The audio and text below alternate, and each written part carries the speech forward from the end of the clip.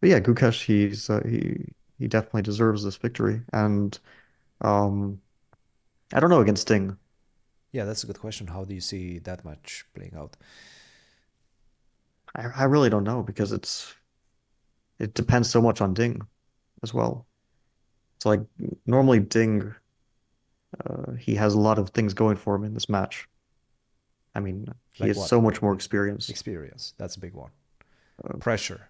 he, Most he likely. generally speaking, like at his top level, Ding still should be a better player than Gukesh. I mean, it's quite close, but if we consider Ding at like his best level, then he should be a stronger player than Gukesh. Yes. Not that Gukesh, I mean, he's enormously strong, but still, of course, we would consider Ding to be a favorite if he brings his best game, right? But is Ding broken?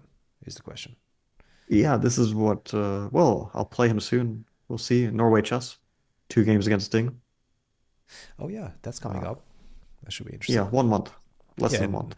obviously that's a comment by Magnus in a recent podcast that he discussed the match, the upcoming match between Ding and Gukesh. He said that nobody actually knows where Ding lies in terms of his psychological state and chess state in general.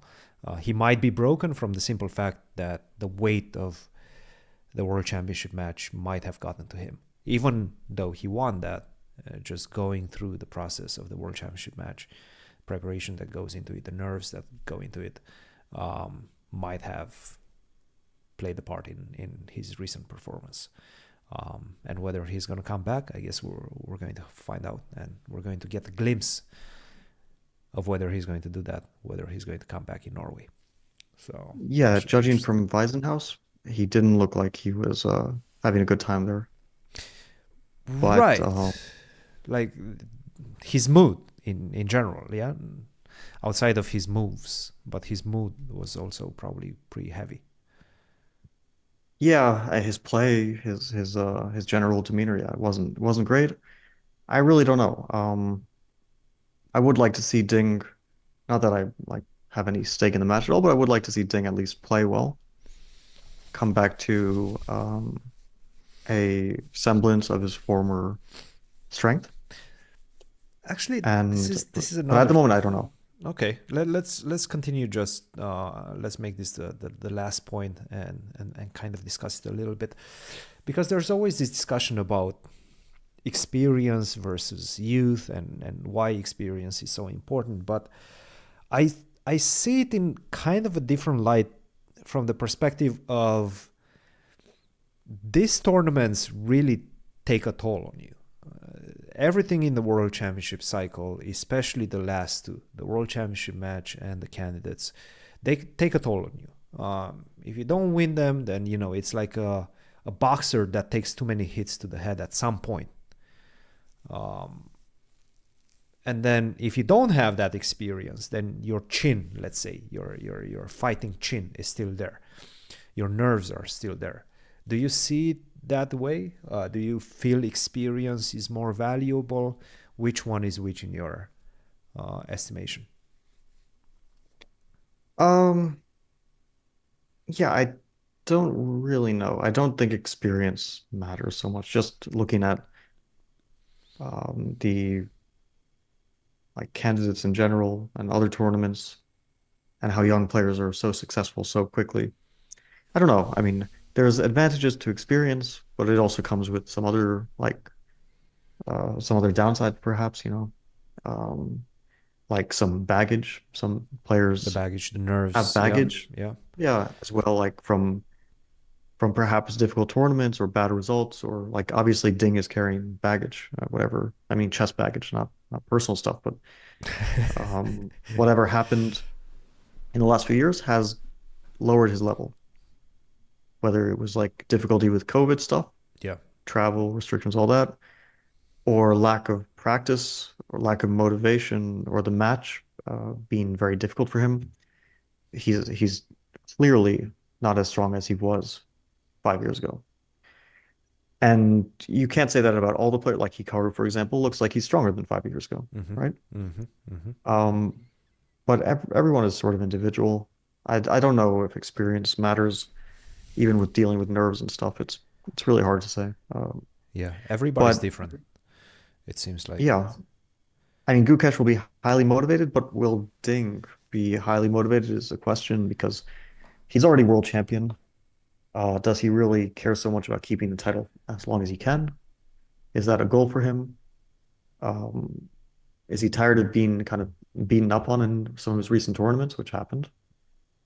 He lost a lot of games. He didn't do well. He was never in contention for anything in any of his tournaments. Yeah. Like Weisenhaus, he was last place. The Grenke tournament, he was like fighting for last basically the entire time. And Feigense, it's just a bad tournament. So if he continues his level, it's like not a surprise to say he's a huge underdog. Yeah. If he comes back to if he gets motivation, trains well, comes back to his normal self, then probably a bit of a favorite. But I wouldn't put money on either one. I wouldn't feel confident putting money on either one. I did tell you like a year ago, more or less exactly, that I thought Ding would be dropping out of the top 10, Yep.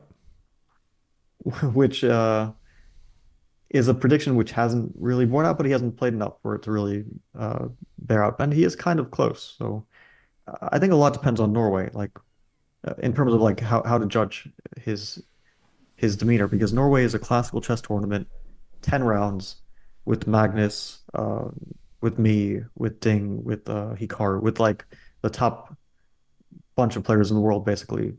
Not with Jan, but with many, many very top Mm-hmm. players Mm-hmm. Mm-hmm. and Magnus. Yeah. Double And round if robin. Ding does well, it feels like he's sort of back to something. Yeah.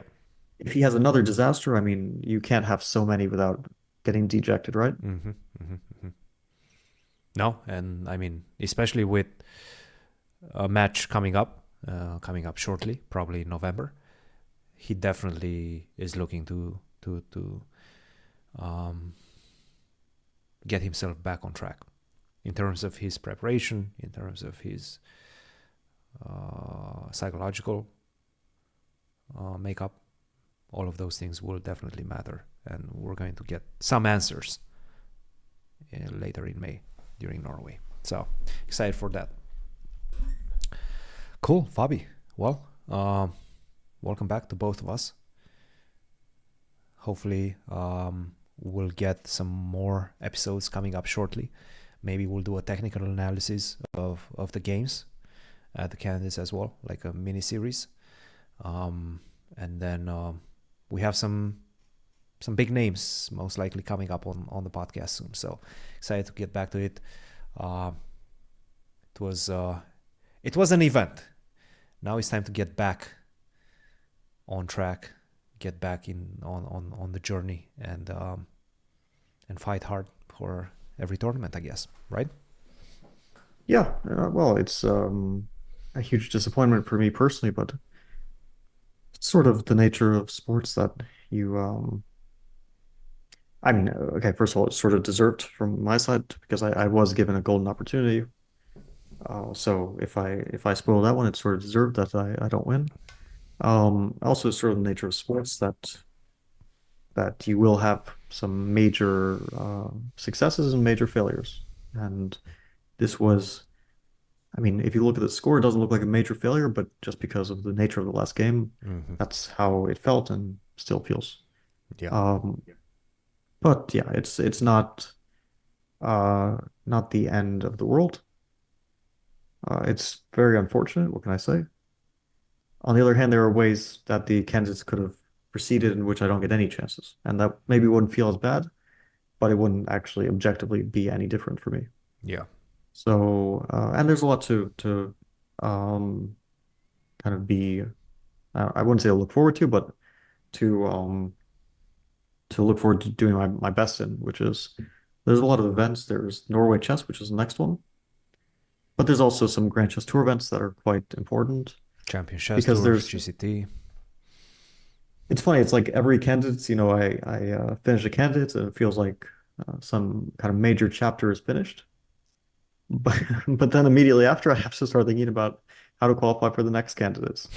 The only time I didn't think about that was in 2018 when I won because that meant that I play the match and um, If I lose, I qualify for the next candidates. If I win, I'm the world champion. So that wasn't a thought at that point. But uh, I remember thinking like 2021 candidates ended, and it was like, okay, I put all this prep into it, and then it's just a week-long thing that because I was split in two. Yeah. And then it's just it's over as soon as it begins, it feels like. And then suddenly you're thinking about how to qualify for the next one.